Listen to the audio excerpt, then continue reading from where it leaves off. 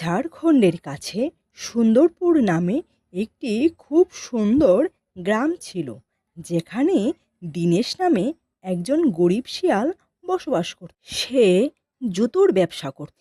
দীনেশের পরিবারে ছিল তার একমাত্র ছেলে সুরেশ এবং তার পত্নী বিমলা। দীনেশ সারাদিন বাড়িতে বিভিন্ন চামড়া দিয়ে জুতো বানিয়ে সেগুলোকে লোকের বাড়ি বাড়ি বিক্রি করে তার পরিবার চালাতো। দীনেশ ছিল খুবই দয়ালু ও সৎ জুতো ব্যবসায়ী। তার এই দয়ালু ও সৎ স্বভাবের জন্য তার স্ত্রী সবসময় খুব চিন্তিত থাকতো। আজকে 3 দিন হয়ে গেল, আমরা পেট ভরে দুবেলা খেতে পাচ্ছি না। সারাদিন তুমি জুতো বানাচ্ছ আর লোকের বাড়ি বাড়ি বিক্রি করতে চলে যাও। কি করব বলো? আমি তো শুধু জুতোই বানাতে পারি, আর তো কিছু পারি না। আমাকে কেন লজ্জা দিচ্ছ? ভগবানকে ডাকো, আজকে যেন সব জুতোগুলো বিক্রি করতে পারি।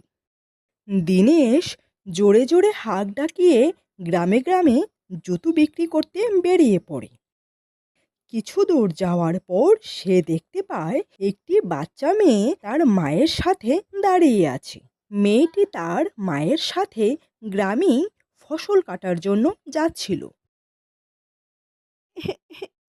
মা, আমাকে একটা জুতো কিনে দাও না। আমার পুরনো জুতোটা একদম ছিঁড়ে গেছে, বারবার পায়ে কাটা ফুটে যায়। আমার খুব কষ্ট হয় মা। আমাকে দাও না একটা জুতো কিনে, আমি তো তোমার সাথে রোজ মাঠে যাই। এখন না মা, যখন তোমার বাবা শহর থেকে আসবে টাকা নিয়ে, তখন তোমাকে সুন্দর চামড়ার জুতো কিনে দেব মা। আরে, আপনি আমার কাছ থেকে ওর জন্য এক জোড়া জুতো কিনে নিন না। আসলে আমার কাছে জুতো কেনার জন্য এক পয়সাও নেই। সারাদিন কাজ করে যা টাকা ইনকাম হয় তার অর্ধেকের বেশি জমিদারকে দিয়ে দিতে হয়।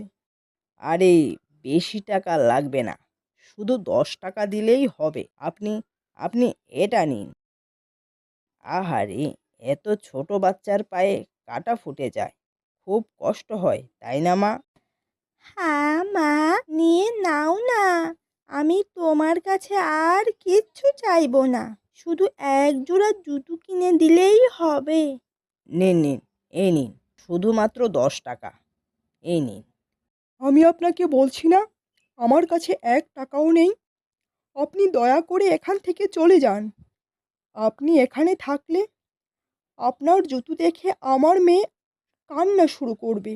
দীনেশের ছোট মেয়েটির প্রতি খুব মায়া হয়। সোনা মা, এই নাও, এই জুতো জোড়া আমি তোমাকে দিলাম। তোমার আর কোনো কষ্ট হবে না।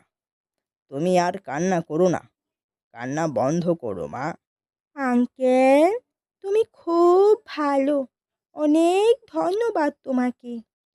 আমি তোমার এই জুতো জোড়াকে খুব যত্ন করে পরবো। আমি আপনাকে বলছি না আমার কাছে কোনো টাকা নেই, কিন্তু আপনি এরপরও আমার মেয়েকে জুতো কিনে দিলেন। কিন্তু আমি তো আপনাকে খালি হাতে যেতে দিতে পারি না। মহিলাটি দৌড়ে ঘরে চলে আসে এবং ঘর থেকে 3টি ছোট্ট ছোট্ট চারা গাছ নিয়ে আসে।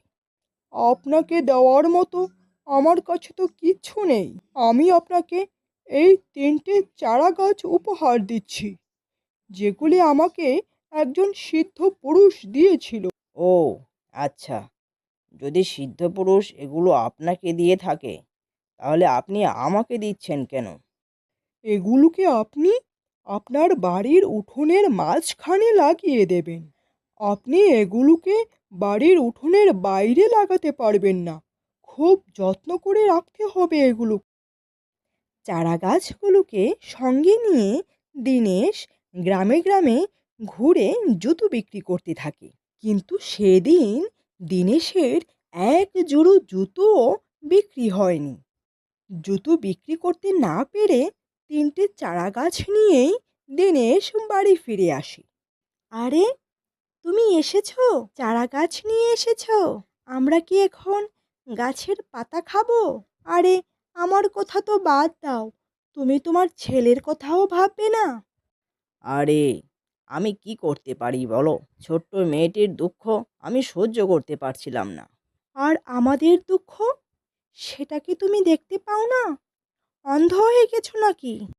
দেখো, তুমি আমাকে যা খুশি বলতে পারো। এর থেকে ভালো তোমাদের আমি আর রাখতে পারবো না। এখন আমাকে এই চারা গাছগুলোকে উঠোনে পুঁতে দিতে হবে। আমাকে আমার কাজ করতে দাও। দিনেশ চারাগাছগুলোকে বাড়ির উঠোনে পুঁতে দিল। এইভাবেই তাদের দিন কাটতে থাকে। অনেক বছর কেটে গেল। দিনেশের ছেলে অনেক বড় হয়ে গেছে। দিনেশের স্ত্রীও অনেক বুড়ি হয়ে গেছে। দিনেশ কিছু বছর আগেই দুরারোগ্য অবস্থায় মারা গেছে। অন্যদিকে দিনেশের হাতে লাগানো ৩টি চারাগাছ এতদিনে অনেক বড় হয়ে বিশাল গাছে পরিণত হয়েছিল। কিন্তু গাছগুলি অনেক বড় হলেও গাছে কখনো কোনো ধরনের ফুল বা ফল কিছুই আসেনি। ধুর, বাবা আমাদের জন্য কিছুই করে যায়নি। না আমাকে ভালোভাবে বড় করেছে, না ভালো পড়াশোনা করিয়েছে। আমাদের জন্য তো একটা ভালো বাড়িও বানায়নি। অভাবেই আমাদের দিন কাটাতে হচ্ছে। সারা জীবন জুতো তৈরি করে আর জুতো বিক্রি করেই কাটিয়ে দিল। বাবা সুরেশ, তুই শহরে চলে যা। সেখানে গিয়ে কোনো ভালো কাজ খুঁজে নে। এইভাবে বেকার ঘরে বসে বসে কি আর করবি? কতদিন কাটাবি এইভাবে? সবার বাবা দাদুরা তাদের সন্তানদের জন্য জায়গা জমির টাকা পয়সা রেখে যায়, কিন্তু দেখো মা, আমার বাবা উঠোনে ৩টি চারা গাছ ছাড়া আর কিছুই রেখে যায়নি। এই গাছগুলি আমাদের কোনো কাজেই আসে না। তুই গাছগুলোকে কেটে লাকড়ি বানিয়ে সেগুলোকে বাজারে বিক্রি করে কিছু টাকা জোগাড় ব্যবস্থা কর। কিছু টাকা অন্তত পাওয়া যাবে। কয়েকদিনের জন্য চাল ডাল খেয়ে বেঁচে থাকা যাবে। সুরেশ প্রচণ্ড রাগে কুড়ুল নিয়ে ওই গাছগুলোর দিকে এগিয়ে যায়। আজ গাছগুলোকে কেটেই ফেলবো। যেইমাত্র সুরেশ একটি গাছের উপর কুড়ুল মারল, গাছের পাতাগুলোর মধ্যে আগুন ধরে যায়। এই অবস্থা দেখে মা ও ছেলে দুজনেই খুব ভয় পেয়ে গেছিল। হে ঠাকুর, এসব কি? এটা তো দেখছি গাছে আগুন ধরে গেল, কিন্তু গাছের ডালগুলো পুড়ছে না কেন? পাতাগুলোতে তো আগুন জ্বলছে। আমার মাথায় তো কিছুই ঢুকছে না মা, এটার রহস্যটা কি? কিছুই তো আমি বুঝতে পারছি না। বাবা সুরেশ, অন্য আরেকটি গাছে কুড়ুল মেরে দেখ দেখি কি হয়। ঠিক আছে মা, তুমি ঠিক বলেছ, আমি এক্ষুনি দেখছি। যেইমাত্র অন্য আরেকটি গাছে কুড়ুল মারল, ওই গাছের পাতা থেকে খুব জোরে বৃষ্টি পড়তে থাকে। মা, আমি তো কিছুই বুঝতে পারছি না। একটা গাছ থেকে আগুন, আরেকটা গাছ থেকে জল, এটা কিভাবে সম্ভব? আর একটা গাছ রয়ে গেছে বাবা, ওই গাছে কুড়ুল মেরে দেখ দেখি কি হয়। তাড়াতাড়ি দেখ, এটার মধ্যে মনে হয় কিছু চমৎকার হবে। দেখ দেখি কি আছে এটার মধ্যে। সুরেশ শেষের গাছটিতে যখন কুড়ুল মারল, ঠিক তখনই গাছে অনেকগুলো জুতো জোড়া গাছের ডালের ফাঁকে ফাঁকে ঝুলে থাকতে দেখে। আরে, এটা তো জুতোর গাছ। হ্যাঁ মা, এটা তো জুতোর গাছ, যেটা বাবা কোনো একটি গরিব মহিলার মেয়েকে জুতো উপহার দিয়েছিল। সেই মহিলাই তো বাবাকে এই গাছটি উপহার দিয়েছিল, তাই না? এটা থেকে জুতো শহরে নিয়ে বিক্রি করলে তো আমরা অনেক বড়লোক হয়ে যাব। আমাদের আর কোনো অভাব থাকবে না। সুরেশ যেমনটা চেয়েছিল ঠিক তেমনটাই হলো। সুরেশ গ্রামের প্রত্যেক বাড়িতে আগুন গাছের একটি করে ডাল পাঠিয়ে দেয়, যাতে গ্রামের মানুষেরা আগুন জ্বালাতে পারে। সেই সঙ্গে একটি করে জল গাছের ডালও পাঠিয়ে দেয়, যাতে গ্রামের কোনো মানুষের আগুন আর পানীয় জলের কোনো অভাব না থাকে। বাকি রইল জুতোর গাছ। জুতোর গাছ থেকে জুতো নিয়ে গ্রামে এবং শহরে বিক্রি করে দেয়। আমাদের তো জানাই ছিল না বাবা, আমাদের বাড়ির উঠোনেই লক্ষ্মীর ভাণ্ডার। আমাদেরও ভালো দিন এগিয়ে আসবে বাবা।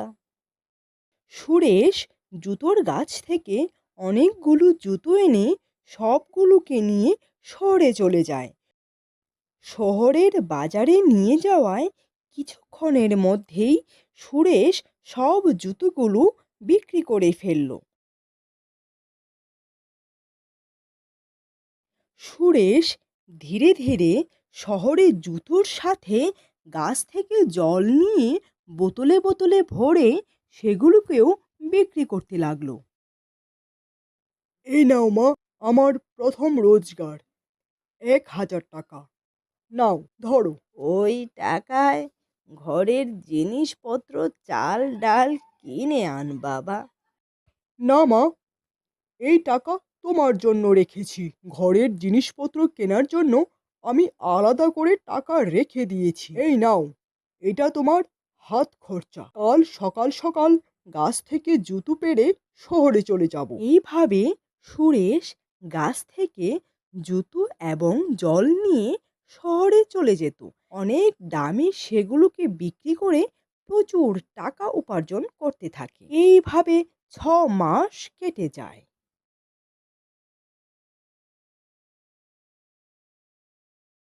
জল আর জুতো বিক্রি করে সুরেশ বিশাল বড় বাড়ি বানিয়েছিল। এখন সে শহরে তার দোকান দেখাশোনার জন্য রামু নামে একজন কর্মচারী রেখে দেয়। কিন্তু হঠাৎ একদিন রামু দৌড়তে দৌড়তে সুরেশের বাড়ির দিকে চলে আসে। সুরেশদা, ও সুরেশদা, কোথায় আপনি? বাঁচান! আরে রামু, কি হয়েছে? তুমি হাঁপাচ্ছ কেন? তোমার এই অবস্থা কে করেছে? কে মেরেছে তোমায়? আপনার দোকানের জুতো আর জল শহরের অন্যান্য দোকানের থেকে বেশি বিক্রি হওয়ায় ওরা আমাকে খুব মেরেছে। আপনার দোকানের সব জুতো জল নষ্ট করে দিয়েছে ওরা। আমার পিছে পিছে আপনার বাড়িতে আসছে। রামুর কথা শুনে সুরেশ একটু ভয় পেয়ে যায়। আসতে দাও তাদের, দেখি তাদের কত ক্ষমতা। আমিও তাদের ছাড়ব না। কিছুক্ষণ পর সুরেশ দেখে 3 জন গুন্ডা শিয়াল খুব জোরে জোরে তার বাড়ির দিকে আসছিল। তাদের দেখে সুরেশ রামুকে বলে, রামু, তুমি তো বলেছিলে শহরের শিয়াল আসছে, কিন্তু এ তো দেখছে শহরের গুন্ডা মাফিয়া শিয়াল এসছে। এদের দেখে সুরেশ জাদুগাছের পেছনে লুকিয়ে পড়ে। বেরিয়ে আয় সুরেশ, এক্ষুনি বেরিয়ে আয়। কোথায় লুকিয়ে আছিস? তোর বাবা আগে আমাদের থেকে ভিক্ষা করত, আর এখন তুই আমাদের দোকান বন্ধ করার ব্যবস্থা করছিস। দেখো ভাই, দেখো উঠোনের গাছগুলিকে দেখো। এখানে তো দেখছি আগুন, জল আর জুতোর গাছ। এখন বুঝতে পারছি এত জুতো কোথা থেকে নিয়ে বিক্রি করে, কিভাবে এত বড়লোক হচ্ছে। দাঁড়াও, ওকে বোঝাচ্ছি। গুন্ডা শিয়ালটি যখন তার লাঠি দিয়ে সুরেশের দিকে ছুরি মারল, সুরেশ এক লাফ দিয়ে দূরে সরে যাওয়ায় লাঠিটি আগুন গাছের ওপর এসে পড়ে। আগুন গাছের উপর লাঠির জোরে আঘাত লাগায় গাছ থেকে অনেকগুলো আগুন নিচে পড়তে থাকে। ভাগো, ভাগো! এই আগুন গাছের নিচে থাকলে আমরা আর বাঁচবো না। তাড়াতাড়ি ভাগো! আগুন এত ভয়ঙ্করভাবে ছড়িয়ে গেছিল যে রামু সুরেশকে তাড়াতাড়ি আগুন নেভানোর ব্যবস্থা করতে বলে। সুরেশদা, তাড়াতাড়ি আগুন নেভানোর ব্যবস্থা করো, আগুন আরো ছড়িয়ে গেলে তোমার ঘর পুড়ে যাবে। হা হা রামু, তুমি ভয় পেও না, আমি এক্ষুনি আগুন নেভানোর ব্যবস্থা করছি। জল গাছ থেকে যেইমাত্র জলের ধারা আগুনের ওপর পড়তে শুরু করলো, তৎক্ষণাৎ আগুন নিভে যাওয়া শুরু করলো।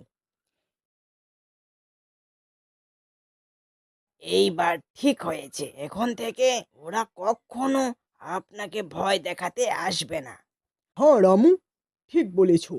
এখন থেকে আমরা নিশ্চিন্তে শহরে ও গ্রামে জুতো বিক্রি করতে পারবো। আমরা এখন সুখে শান্তিতে দিন কাটাতে পারবো।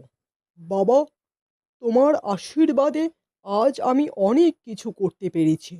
তোমার এক পুণ্যের ফলে আমরা অনেক পুণ্য ফল ভোগ করতে পারছি। তোমার লাগানো গাছের জল থেকে সমস্ত গ্রামের কৃষকেরা চাষবাস করতে পারছে। গ্রামের প্রত্যেকের ঘরে ঘরে উনুন আগুনের কোনো অভাব থাকছে না। আমিও গাছ থেকে জুতো নিয়ে গ্রামে ও শহরে বিক্রি করতে পারছি। সুরেশ সবসময় গ্রামের প্রত্যেক ঘরে ঘরে জল আর আগুনের ব্যবস্থা করে দেয়। গ্রামের গরিবদেরকে বিনে পয়সায় জুতো উপহার দিয়ে থাকে। এরপর থেকে মা ও ছেলের আর কোনো দুঃখ কষ্টই রইল না।